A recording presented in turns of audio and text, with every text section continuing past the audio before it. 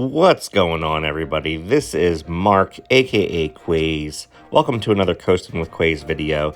Today, we are going to be talking about the recently announced roller coaster at Canada's Wonderland, AlpenFury. This will be the park's first new coaster since Yukon Striker, and it will be the park's 19th coaster. Let's just go over a few quick stats. So it looks like this ride is being manufactured by Premier Rides, and it will be a launching coaster. The tallest drop, which is more of an inverted top hat, will be 164 feet, and the drop portion 154. There's a max speed of 71 miles per hour, a track length of 3,281 feet. AlpenFury will also have 9 inversions, which is the most in Canada and tied for the most in North America. It's only going to have 2 trains, so we'll have to see what that'll be capacity-wise, and it'll be 1 minute and 20 seconds long. One thing that I do know about AlpenFury is that it is going to look impressive. It interacts with many of the other coasters that go through and around the Wonder Mountain portion of the park, and it flies over multiple pathways throughout the park. So whether you're riding it or whether you're just standing on the ground, it's going to have some impressive views. Let's take a look at the POV for AlpenFury so we can get a better understanding of what its layout is going to be.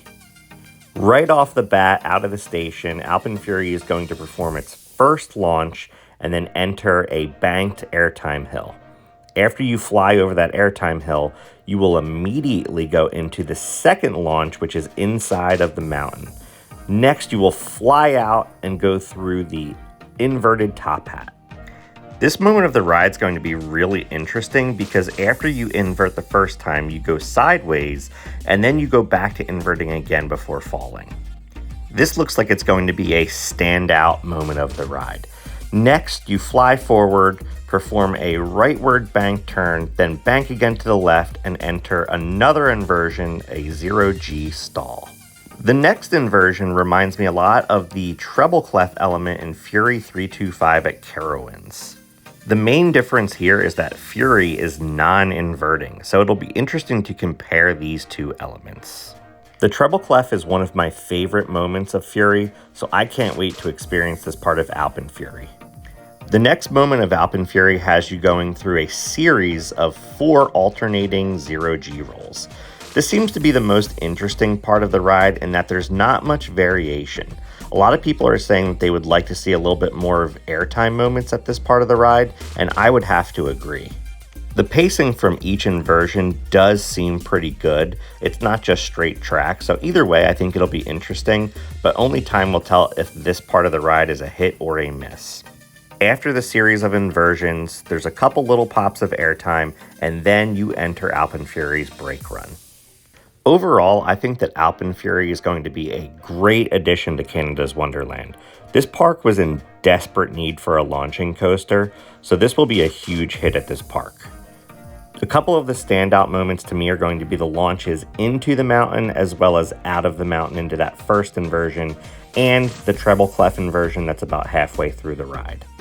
My 2 concerns are the second half of the ride and wondering whether or not those inversions will be too much, and the fact that this coaster is only going to be running 2 trains featuring 18 people. So I'm wondering if capacity on this ride is going to be really bad. That could be really tough for the park considering it's their new big attraction if you have to wait 3 or possibly 4 hours to get a ride on this. From a non-rider perspective, AlpenFury is going to be absolutely amazing. I'm just looking at these photos and videos and imagining myself standing on these pathways, capturing new content. I really love the way that parks have been adding coasters so that they exist within the landscape. It gives non-riders something really awesome to look at, but it also makes your experience better for the riders because seeing each element gets everyone super excited to ride. I've never been to Canada's Wonderland before, but I'm super excited to get there and ride not only AlpenFury, but everything else that this park has to offer. These are my initial thoughts on AlpenFury at Canada's Wonderland. Let me know what you think about this ride and whether or not you plan on getting to Canada's Wonderland next year.